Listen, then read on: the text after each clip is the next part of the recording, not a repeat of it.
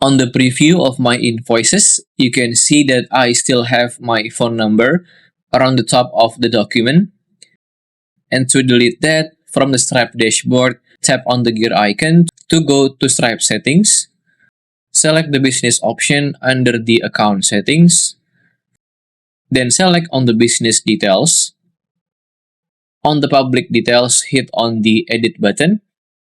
A small window will appear and you may scrolling down until you see customer support phone number, and you may switch the toggle off on the show phone number on receipts and invoices.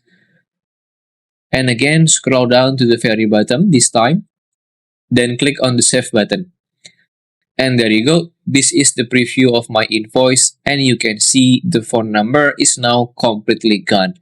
If you still have any question, just comment down below and I will try my best to guide and help you guys. If you find this video useful, please consider like and subscribe.